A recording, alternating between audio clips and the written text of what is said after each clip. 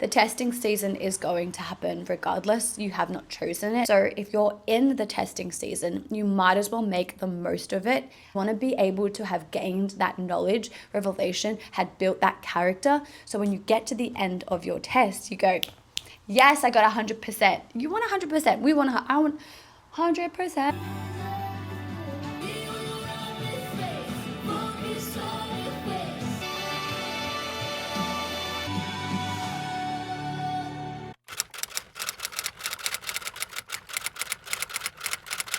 Today, I will share with you why the testing of our faith is so important. So, I will go through 6 points, and then after my 6 points, I will speak to you about Genesis 22. If you want to jump the gun and go straight into Genesis 22, get on it, read it, allow the Holy Spirit to reveal the goodness that the Lord has for you with Genesis 22, which has become like a revelation to me in this season, which I'm currently going through. So, first things first, the testing of our faith exposes us. For example, think of yourself sitting an exam, picture yourself back at school. If you're at school now, you know what it means when you have the whole semester to prepare for this moment. And then you get to the testing. And so the testing at the end of your semester exposes what you studied. Did you absorb it? Did you understand? Did you prepare? Do you have all this knowledge in order for then to go through the test and then see what the outcome is? The test exposes what you've learned. The test exposes all that is in you to see where you are at. So the test is important to know where your heart is in this very moment, how you respond to things, because your character is definitely exposed through the testing. And then the result itself is where are you at with the testing. So with that being said, is just be mindful that you want to be in the testing season. You want to be gaining as much knowledge, revelation, wisdom in that testing season, and that's done through through abiding in the Lord whilst you're in that testing season. The testing season is going to happen regardless. You have not chosen it. It is part of life here on earth.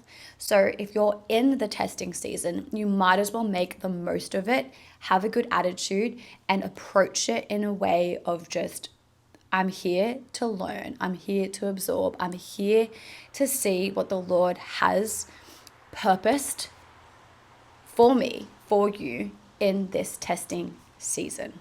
Sit down and journal. Pause this. Write down, what am I to learn? What am I learning? What's being exposed in me right now in this testing season? Because the end of the test will come. It's going to happen regardless if it's a week, a day, a two, whatever the season is, whatever how long the season is, it will soon come to an end. And I bet you don't want to get to the end of that season and regret and go, oh, I wish I would have taken more advantage of that testing season instead of it being like, oh, finally it's over.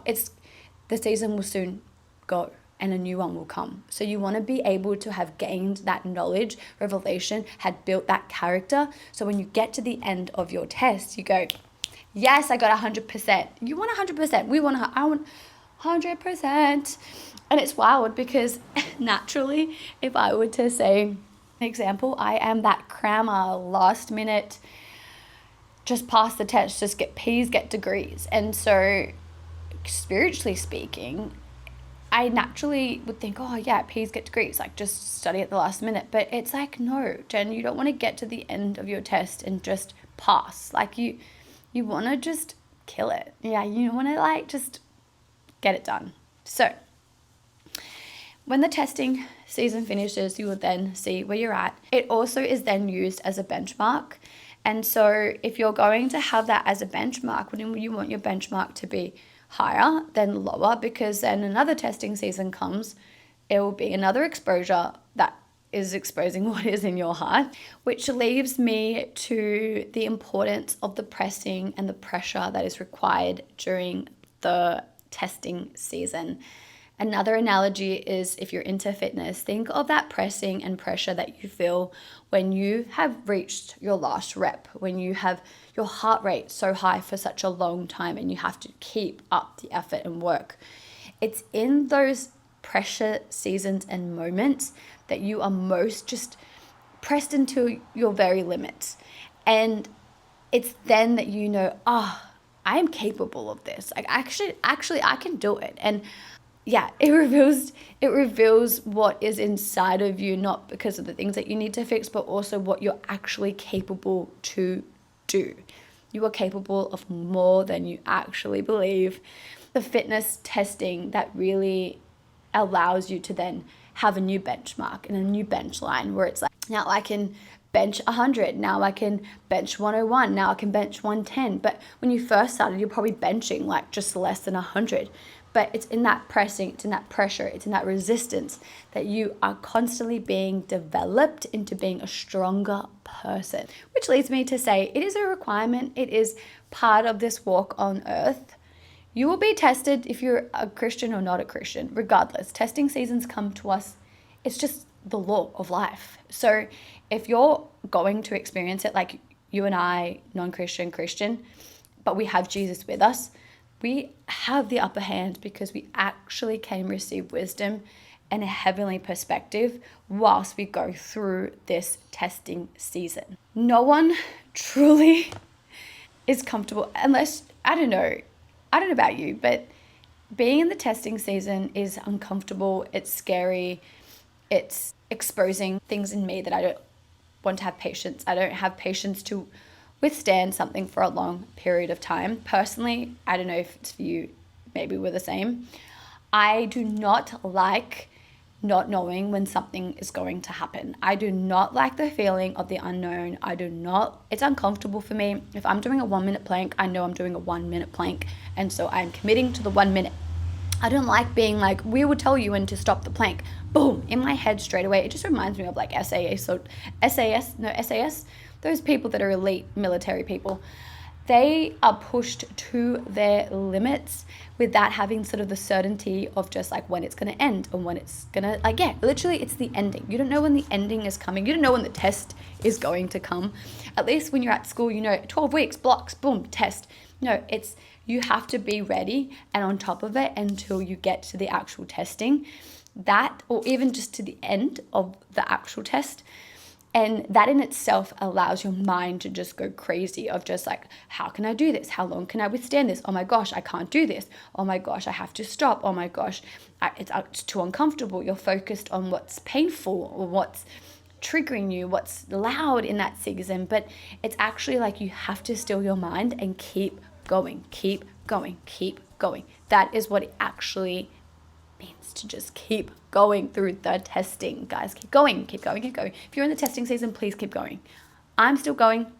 This is so annoying. I do not like it. I really do hate it. I'm trying to understand what it looks like.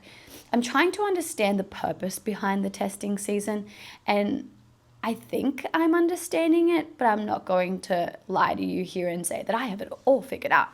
I still go through my ups and downs where I'm like, I get it. And then boom, I don't get it. I'm so emotional, I crash. The Lord fills me up with his love. And then I'm like, okay, I get it. And then I go back down.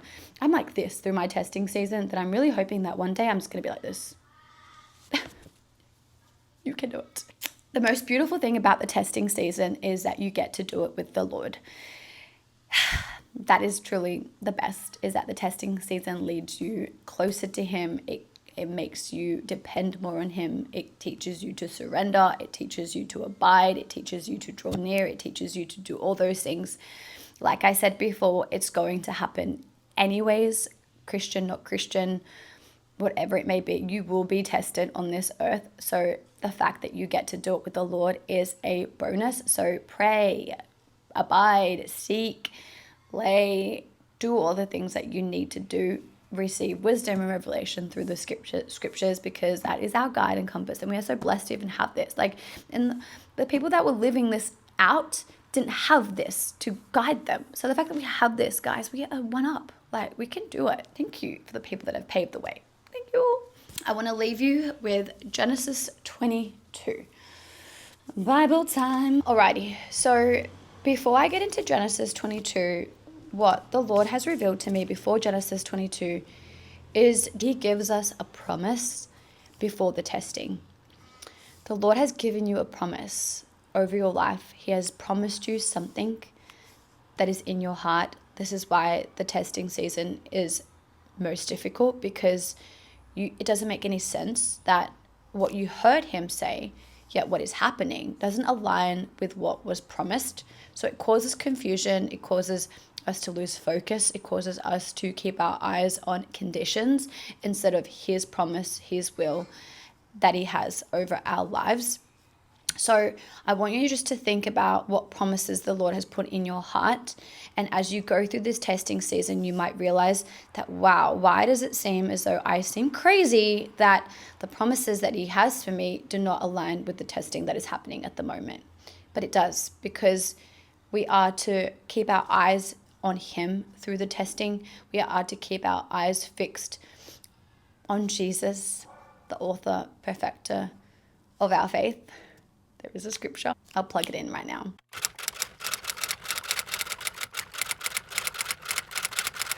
And so He is the focus whilst we go through this testing. Pause. We fast forward to Genesis 21, where God says to Abraham, 21:12 is where we're reading from. But God said to Abraham, be not displeased because of the boy and because of your slave woman. Whatever Sarah says to you, do as she tells you. For through Isaac shall your offspring be named. Then we go into the real testing when it comes to Genesis 22. And if you're a Christian, you will most likely be familiar with this story. But it's the one that he has to sacrifice Isaac.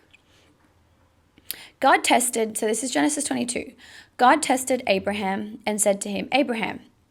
And he said, here I am. He said, take your son, your only son, Isaac, whom you love, and go to the land of Moriah and offer him there as a burnt offering on one of the mountains of which I shall tell you. So Abraham arose early in the morning, saddled his donkey, and took 2 of his young men with him and his son Isaac. So we can see here in the story that he is obedient to the Lord. He is going to sacrifice Isaac. The beautiful thing about this testing is that he has already been given the promise through Isaac, yet he is willing to just still obey the Lord, which makes no sense. Hence what I was saying before, the testing makes no sense according to the promise. In this moment for Abraham, it wouldn't have made any sense to him, where it's like, but you've promised me. Shouldn't he have questioned the Lord and said, but you promised me through Isaac. Why would you make me do that? No, that is Satan. Satan's definitely not telling me to do that. That's ridiculous. But it's actually the Lord. So it's so incredible. So when I read this, I think, okay, first of all, I want to have discernment of the spirit of knowing, if is this the Lord, is this not the Lord? And then I'm also then questioning, like, well, why would you do such a thing like that? But in this moment, it exposes to us that Abraham so trusted. The testing season will cause us to trust the Lord, that he so trusted the Lord that he knew that no matter what the Lord told him to do, that the Lord will figure it out. Is that he was willing to surrender his promise to the Lord, because at the end of the day, the Lord had something in store for that promise. It was God's promise anyway. So if God has promised it, he will make a way. So trust him. Trust him that the plans and purpose he has. Trust him that whatever he wants to do with that testing that he currently has you going through right now, is that he will make a way. Abraham knew that even if he were to offer his child up, he'll be resurrected, because God already made the promise anyway. So he wouldn't really actually kill him. And if he were to kill him, he would have to raise him back up. Whatever it may be. That's what it seems to me, because it makes most sense that if you're going to be doing something like that, that's wild, guys. That's wild faith. That's faith. This is the faith where I think, am I even at this level? I am not at this level. I'm definitely not at the level of sacrificing my only son for, it convicts me. This all convicts me of just like, it's so easy to read and just be like, yeah, just do it. It's so easy. It's like, yeah, but it's not easy, guys. It really isn't easy. And this whole message is to say it's not easy. I understand what it is to struggle through the testing, but knowing that I'm going through the testing, it literally just, I keep my eyes focused, first of all, on Jesus, but then I also know that the testing of our faith produces endurance.